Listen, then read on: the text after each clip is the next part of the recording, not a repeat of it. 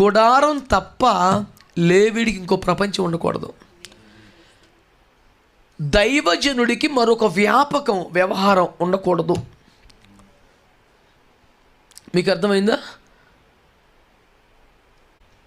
ఒక చోట ఎవరో ఫోటో తీసి ఒక పాస్టర్ గారు ఒక స్లాబ్ మీద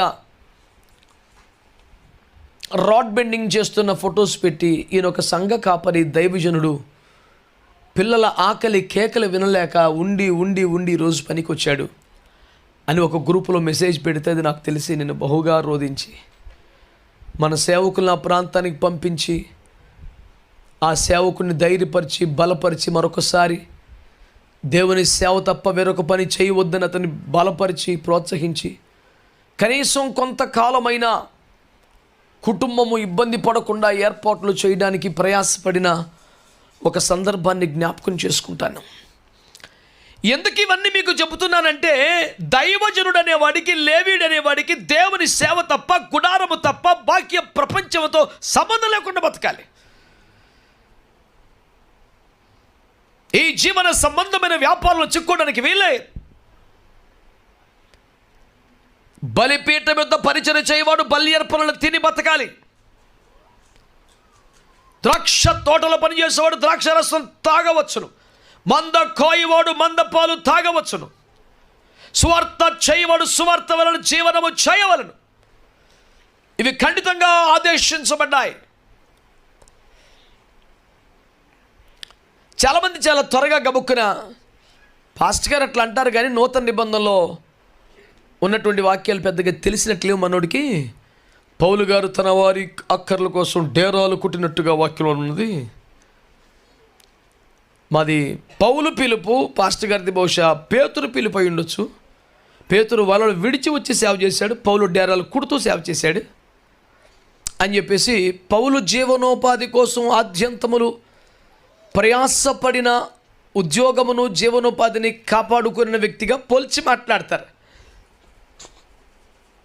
నేనేమంటానంటే, మరి పౌలు గారు ఫిలిప్పీ పత్రిక 3లో ఒక మాట చెప్పారు, గుర్తుందా? నాకు ఏమేమి లాభకరములో వాటన్నిటి నష్టముగాను పెంటతో సమానంగా ఎంచుకున్నాను అని మాట్లాడారు. జీవనోపాధి కొరకైన ఒక ఉద్యోగాన్ని వదలలేనివాడు, వృత్తిని మానలేని వాడికి ఈ స్టేట్మెంట్ సరిపోద్దా? పోని తన పోషణ కొరకు డేరాలు కుట్టుకున్న వృత్తిలో పౌలు గారు ఉండుంటే చలితోనూ ఆకలితోనూ దిగంబరత్వముతోనూ ఇప్పటికీ బాధలు పడుతున్నాము అని చెబుతాడా? ఒక్క సందర్భంలో ఒక్క చోట పౌలు గారు ఉన్నప్పుడు తనకు ఆశ్రయం ఇచ్చిన వారు కూడా డేరాలు కుట్టేవారు కనుక ఖాళీగా ఉండక వారితో పాటు డేరాలు కుట్టినందున వారు మీరు కష్టపడ్డ సొమ్ము మేం తినకూడదని డేరాలు కుట్టిన డబ్బును పౌలు గారికి ఇస్తే ఆయన తీసుకొని మీరు మీ కొంపలో మేము ఊరినే తినకూడదని మళ్ళీ అలిగిచ్చి సరిపెట్టాడు. ఒక సందర్భంలో పౌలు గారు కష్టపడి పనిచేసిన మాట నిజం.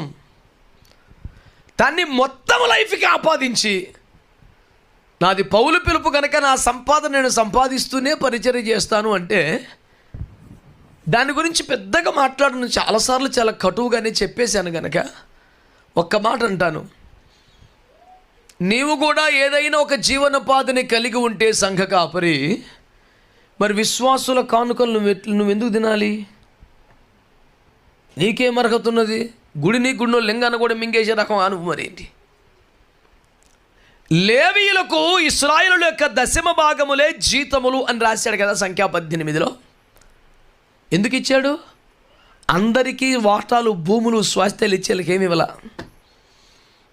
అందరికీ పంచిపెట్టావు, మాకేంటంటే మీకు అక్కర్లేదు యెహోవా స్వాస్థ్యం. అదే అర్థం ఏంటంటే ప్రత్యక్ష గుడారములు మీరు సేవ చేయుచున్నప్పుడు ఇశ్రాయేలు ప్రజల దశమ భాగములే మీకు జీతం. మీ కొత్తగా జీవనోపాధి ఏమీ లేదు, దాని మీద అవి సరిపోతే తినడం లేకపోతే బడి ఉండను కానీ బయటికి వెళ్తా లేదని చెప్పాడు. వారికి అందరూ తాము పండించిన కష్టార్జితములోంచి 10 భాగములు ఎందుకు ఇవ్వాలంటే వారికి అసలు సంపాదించుకోవడానికి, కష్టపడటానికి, బయటికి వెళ్ళడానికి దేవుడు అనుమతి ఇవ్వలేదు కాబట్టి. 100 ఎకరానికి సమానంగా మంచి ఈడికి 10 ఎకరాలు రావాలి మీతో పాటు. 10 సెంట్లు కాదు 10 గజాలు ఇవ్వకుండా మొత్తం నీకే పంచిపెట్టి మీరు పండించుకొని రూపాయలు మీరు దీన్ని 10 రూపాయలు అడిగి ఇచ్చేయండి అన్నారు. ఉత్తినాడికి ఎందుకు ఇచ్చేయాలి 10 రూపాయలు అంటే, ప్రత్యక్ష గుడారములో దివారాత్రులు విపక్షంగా తన చేతులు ఎత్తుతాడు కనుక ఇవ్వండి అన్నారు. వారికి వేరొక జీవనోపాధి నేను ఇవ్వలేదు కనుక మీరు ఇవ్వండి అన్నారు.